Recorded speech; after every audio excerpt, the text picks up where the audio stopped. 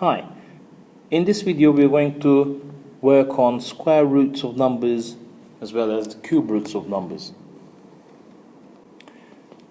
When we have the square of 3, we know that this is 3 times 3, not 3 times 2, right? And 3 times 3 is 9. Now, this is a notation, a shortcut of writing this product. But when you take the square of a number, then sometimes you just look at that number and think, well, what is this number that I multiply by itself and get this number 9 here? So if you see number 9 and you're wondering about this number, then you have to use the square root function. So if you take the square root of 9, you can end up with that value, which is 3. So the idea is, if you take the square root of 3, you get 9. If you take the square root of 9, you get 3. So these are opposite operations like addition and subtraction, right? Or multiplication and division, right? As these are opposite operations, the square and the square root are opposite operations as well. Now, when it comes to square roots, we have to be a little bit careful, because what happens is, as 3 squared is 9, so is negative 3 squared. Well, and I have here brackets, you can see it's negative 3 bracket squared, because this means negative 3 times negative 3, right? And 3 times 3 is 9. Minus times minus is plus, so I end up with the same answer as in here. So what I can say is that 3 squared and negative 3 squared are the same, which gives you 9. Now, when you're taking the square of 3 or negative 3, you know whether it's positive or negative, right? But when you're taking the square root of 9, you don't know whether this 9 originated from 3 squared or negative 3 squared. So you have to consider both alternatives. So when you take the square root of 9, you should write plus minus 3, meaning it could be either 3 or minus 3. So you will end up with 2 answers, right? In square roots, this is important.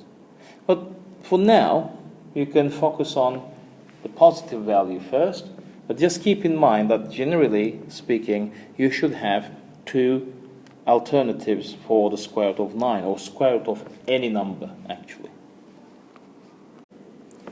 Right, these are the square numbers, right? Because you get these numbers 1, 4, 9, 16 up to 144 by taking the square of those integers starting from 1. Right? So it's 1 squared is 1, 2 squared is 4, 3 squared is 9, and so on. So these are called as square numbers, and you know these numbers from your times tables up to 12, I hope.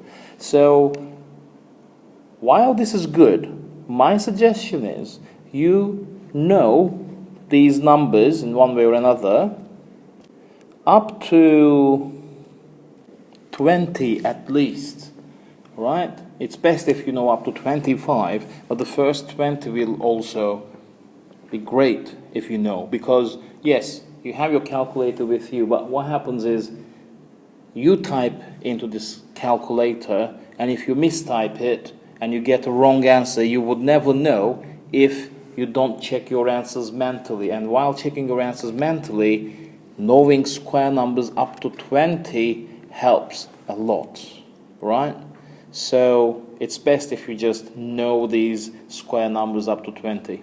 Anyway, now for these square numbers, when you take the square root of these numbers, you end up with what you started with. For example, if you take the square root of 169, you end up with 13, and so on. So it is the inverse operation of taking the squares. So square root of 169 is 13, square root of 289 is 17, and so on. Now, if you have very big numbers like, so you may have very big numbers like, 3,249, and the square root of this is 57. Well, you may not know that, of course. You have to use a calculator for this. Now, the square root button is right here, you can see, right? So you press that button first, and then you're going to see the square root sign appearing, and then you're going to write the number in the square root, and you're going to hit equal sign, which will give you the answer immediately. All right? Now, this is how you take the square root of numbers. And if you take the square root of square numbers, you end up with integers. Now, what happens if you take the square root of a number which is not a square number? Well, you end up with decimals, simply. So, for example, if you take the square root of 200, you get 14.142, and it goes up to infinity. All right? And you can't write every single digit possible, and even the digits in the screen of your calculator is too much, so you have to round it, which we will work on this later. But if you take the square root of a number which is not a square number, then you end up with decimals. Now the same applies to the cube roots. If you have 2 cubed, which means 2 times 2 times 2, you end up with 8, because 2 times 2 is 4, 4 times 2 is 8. And the inverse operation, the opposite of this, is the cube root. So if you take the cube root of 8, you end up with 2, right? And it is best if you know at least the first 8 cube numbers, all right? So it's from 1 to 512, which is from 1 cube to 8 cube. And if you take the square root of these numbers, for example, if you take the, not the square root, if you take the cube root of these numbers, for example, 216, you end up with 6. So when you take the cube root of cubic numbers, you end up with an integer.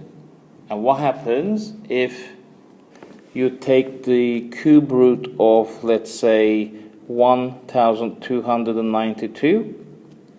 Well, let's see. Let's use our calculator. How? Well, you can see that we have just above this square root button, we have a cube root symbol. You can see that. It's written in gold, right? It's golden. So you have to press Shift and the square root button to get the cube root sign. When you get the cube root sign, after that you can write the number, right? And then you can basically calculate it, which you're going to get 10.891 and so on, right? It goes on like that. Again, if you take the cube root of numbers which are not cubic numbers, then you end up with decimals. Again, we're going to work on rounding these later on, but that's what happens. Notice that with square root, I don't need to write anything on here, but with the cube root, I have to write this 3 there. If I'm taking the 4th root, I have to write it there. And notice that this is a small number, a little bit to the top of the root sign, yeah? So you don't write it like 4, and it's not like this, 4 times, because this looks as if you multiply this square root number with 4. You have to be writing it rather like this, 4th, or let's say we are going on with cube root, so it's cube root of this number, or whatever number that is. But this number must be smaller, it must be a little bit up to the root sign. All right, careful with all this. Right. So basically, this is what happens when you use square roots and cube roots. All right, and you have to use your calculator, especially when it comes to finding decimal answers of these square roots and cube roots. Thanks for watching.